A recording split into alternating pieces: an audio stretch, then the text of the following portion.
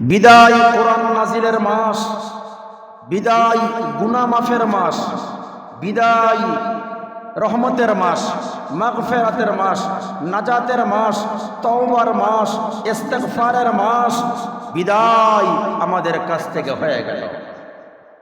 আহলে আরবের শায়েখ কানতেছেন আর বলতেছেন, ওয়াদাআন ইয়া শাহর শাবান, ওয়াদাআন ইয়া শাহর রমাদান, ওয়াদাআন ইয়া শাহরুল রাহমাহ, ওয়াদাআন ইয়া শাহরুল মাগফিরা, ওয়াদাআন ইয়া শাহরুন নাজাত।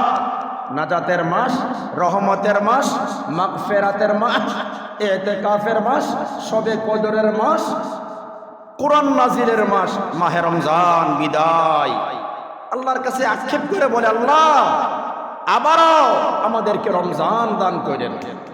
আমরা কি এই কথার সাথে একমত হইতে পারি?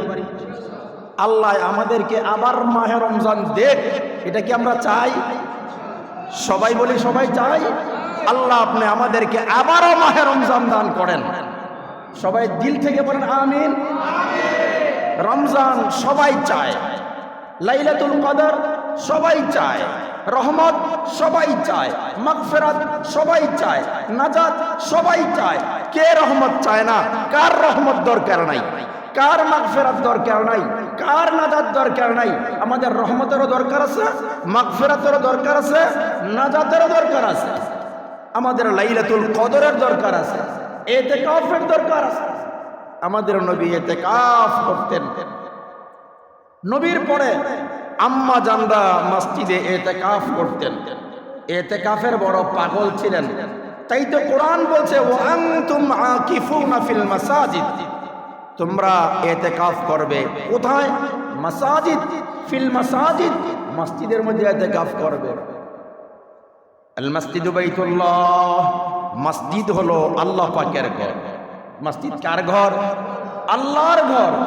আল্লাহ যদি কিয়ামতের ময়দানে বলেন, বান্দা তোমার ঘরে তুমি সারাটা জীবন কাটাইলা, আমার ঘরে তুমি কয়দিন ইতিকাফের মধ্যে কাটাইছো?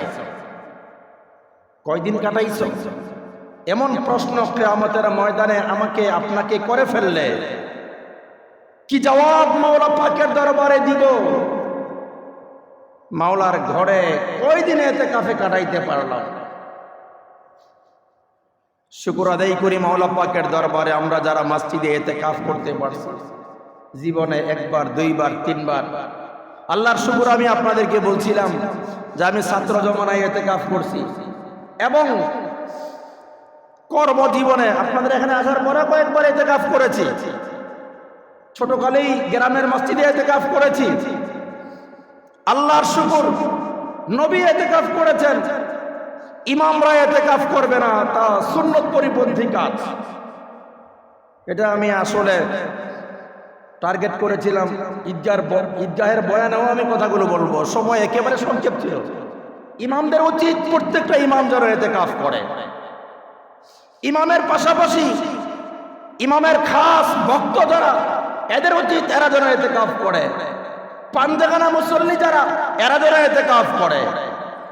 নবী রহমতুল্লিল আলামিন, নবী সাইয়্যিদুল কাউনাইন, দোনো জগতের বাদশাহ, দোনো জগতের নেতা, দোনো জগতের বাদশাহ হওয়ার পরে যদি নবী ইতিকাফ করতে পারেন, তাহলে আমি আপনি, আল্লাহ মাফ করেন, নবীর কাছে কি? কিচ্ছুই না, কিচ্ছুই না। এই জন্য আমাদের তো আরো ইতিকাফ করা দরকার। আল্লাহর ঘরের পাগল হওয়া দরকার। রব্বে কায়নাতের ঘরের পাগল হওয়া দরকার। এই ঘরকে আপন বানানো উচিত। মসজিদকে জেলখানা মনে না করা, মসজিদকে জেলখানা মনে না করা। যে মসজিদ আল্লাহর ঘর। একটা মেম্বারের ঘরে গেলে শান্তি, মেম্বার সাহেব ডাকছে, মেম্বার সাহেবের ঘরে সময় দিতে পারলাম। চেয়ারম্যান সাহেব ডাকছে, চেয়ারম্যান সাহেবের ঘরে সময় দিতে পারলাম। মন্ত্রী সাহেব ডাকছে, সময় দিতে পারলাম। এমপি সাহেব ডাকছে, ওনার ভবনে সময় দিতে পারলাম। বড় দুনিয়ার বড় মানুষের ঘরে যাইতে পারলে মন আনন্দ লাগে, মন আনন্দ। আল্লাহর ঘরে আল্লাহর পাগল যারা, আল্লাহর প্রেমিক যারা, এর আল্লাহর ঘরে যাইতে বললে এদের মনটা ভালো লাগে। আমি আসছি আল্লাহর ঘরে, কার ডাকে? আল্লাহর ডাকে। সুবহানাল্লাহ বলেন। আল্লাহর ডাকে আল্লাহর ঘরে আসতে পারলাম, এটা আমার কপাল আল্লাহ খুলে দিলেন, আমার ভাগ্যটা ভালো, এই জন্য আল্লাহ পাকের ঘরে আসতে পারলাম। আল্লাহু আকবার, আল্লাহু আকবার। মুহতারাম হাজিরিন, নবী আলাইহিস সালাতু ওয়াস সালাম